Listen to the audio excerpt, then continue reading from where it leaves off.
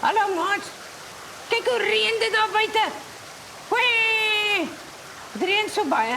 'n Mens sal dink dat alles gaan wegspoel. Dis amper soos daai verhaal in die Bybel. Noag en sy ark. Daisy, ken jy daai storie?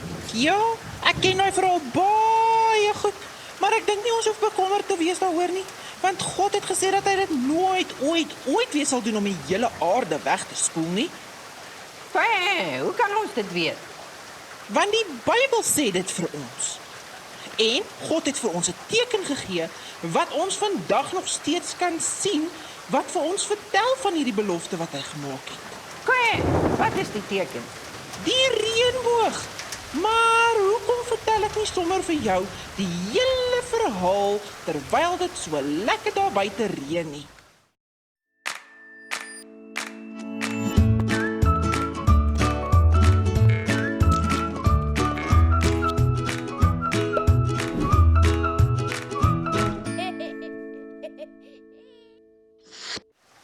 Eendag, lang gelede, het 'n man gelewe.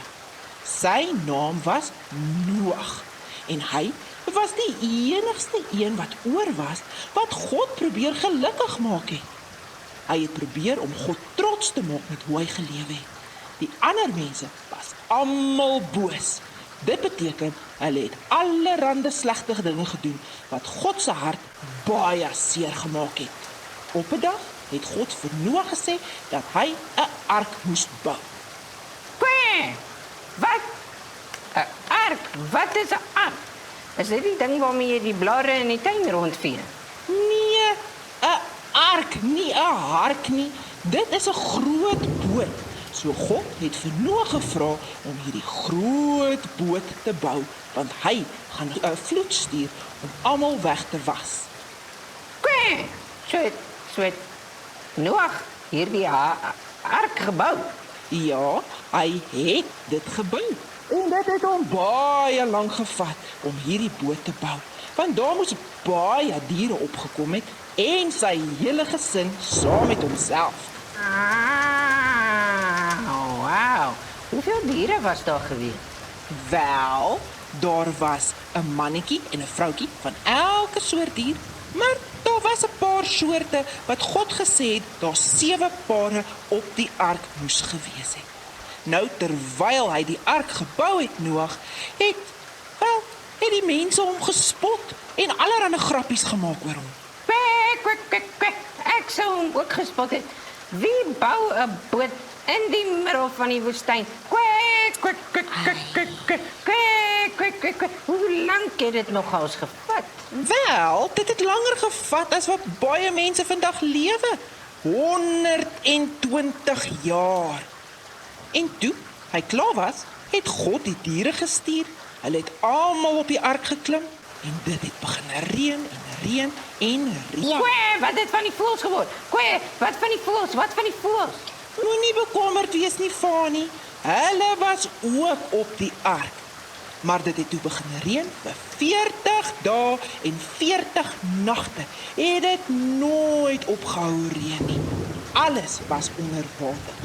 Hulle was vir 150 dae op die ark voordat hulle eers 'n bergpiek sien uitsteek het. Kwee, 150 dae, kwee.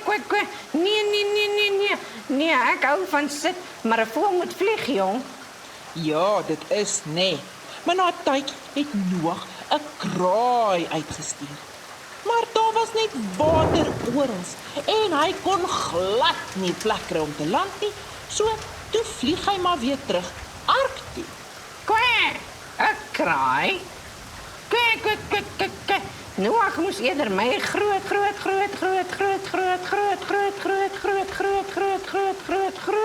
oupa Grootjie gevra het. Ai ja, Fani. Maar in elk geval, 7 dae later het Noag nog 'n duif gestuur. Maar die keer moes die duif ook terugkom, maar daar was ten minste 'n olyftakkie in sy bek. Ja, duwe is goeie ouens. Ja, hulle is. Maar nog 7 dae, nog 'n week later, het Noag weer die duif uitgestuur. En die keer het die duif nie weer teruggekom nie. Kwee, ja, okay, duiwe is goeie ouens, maar partykeer is hulle lui. Hy het seker ergens gekry om te sit. Ja, en so het hulle geweet dis tyd om af te klim. En hulle was so dankbaar toe hulle van die ark kon afklim, dat hulle dadelik vir God 'n offer gebring het. Kyk net daar. Is 'n reënboog. Is 'n reënboog. Jee, kom ons gaan buitentoe. Daar's 'n reënboog in die lug. Ja, Daar's 'n reënboog in die lug. ja, Fani. Maar dit is mos die teken wat God gegee het dat hy nooit weer die hele aarde sal vloed nie.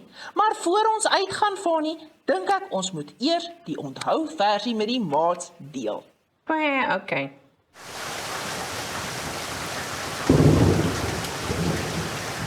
Vandag se onthouversie is in Genesis 7 vers 12. En dit sê: En dit het gereën. Vir 40 dae en 40 nagte. Kwee. Ja, Fani, jy is reg. So Genesis 7 vers 12 sê: En dit het gereën vir 40 dae en 40 nagte. Kwee. Nou maats, kom ons maak gou ons oë toe, dan bid ons saam en dan gaan ons lekker saam sing. Here, dankie vir 'n mooi dag. Dankie dat U baie lief is vir ons. En dankie dat U vir ons die reënboog gee en beloof het om nooit ooit weer die hele aarde te vloed nie. Help ons om mooi en reg te lewe. Amen.